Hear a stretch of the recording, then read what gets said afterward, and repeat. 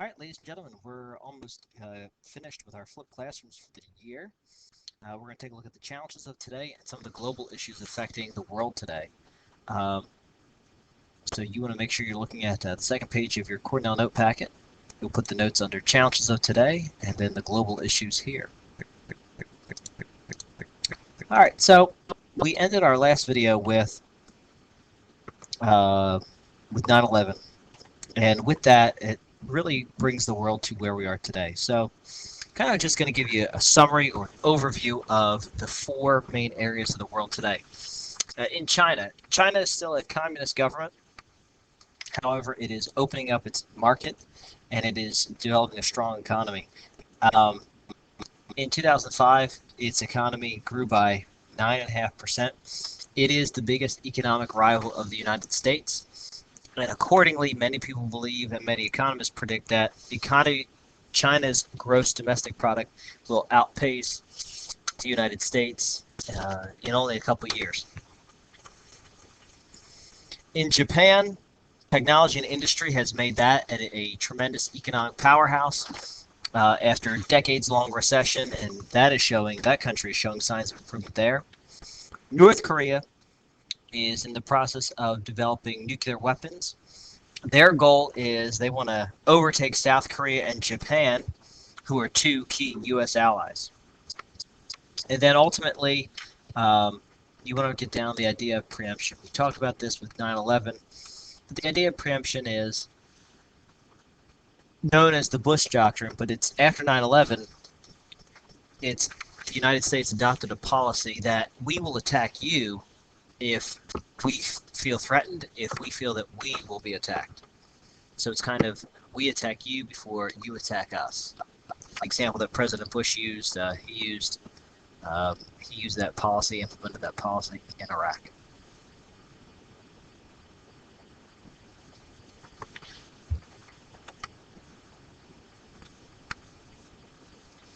Now, some of the global issues.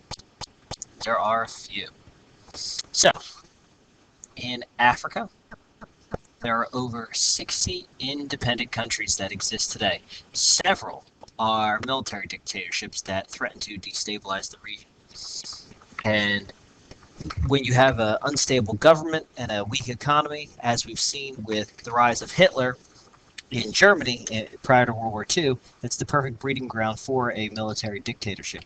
So it's in America's best interest, really, to help stabilize countries in Africa, the Middle East, and South America.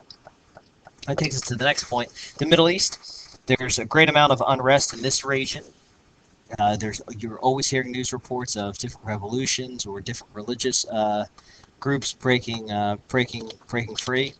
So the Middle East is a tremendous problem for the United States, and it also sits on top of a quarter of the world's oil supply. So the Middle East is a critical point in the world.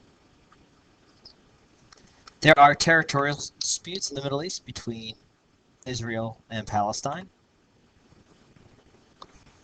Islamic extremism in the Middle East has turned violent. Iran is attempting to develop nuclear weapons. Those negotiations are ongoing with President Obama and the Prime Minister of Iran. The newly formed governments in Iraq and Afghanistan are very weak.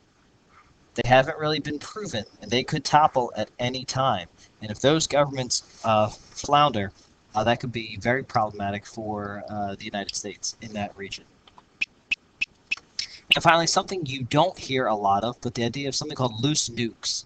And what this is, it's the idea of loose nuclear material from Russia may find their way into a terrorist cell. And these terrorists can use the material and turn that material into what's called a suitcase bomb.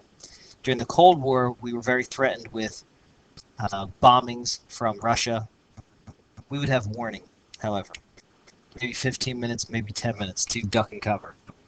The fear with the suitcase bomb from loose nukes is the idea that there is no warning. A bomb will go off in Manhattan and take out half the city, kill 80,000 people.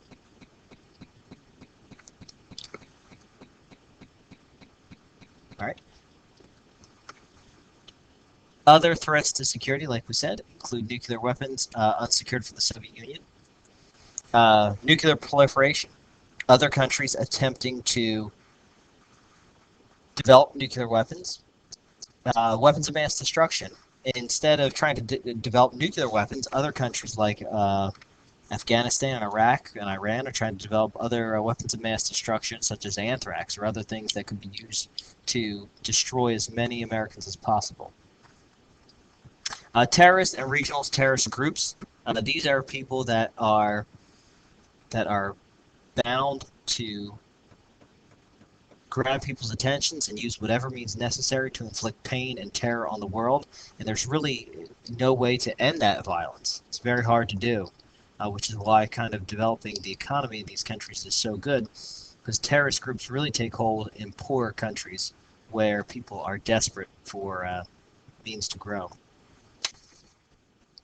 All right. If you feel that I went too fast, you can pause the video. Like I said, this was just an overview of the challenges of today. You can watch the video again. We'll go over some of this in class.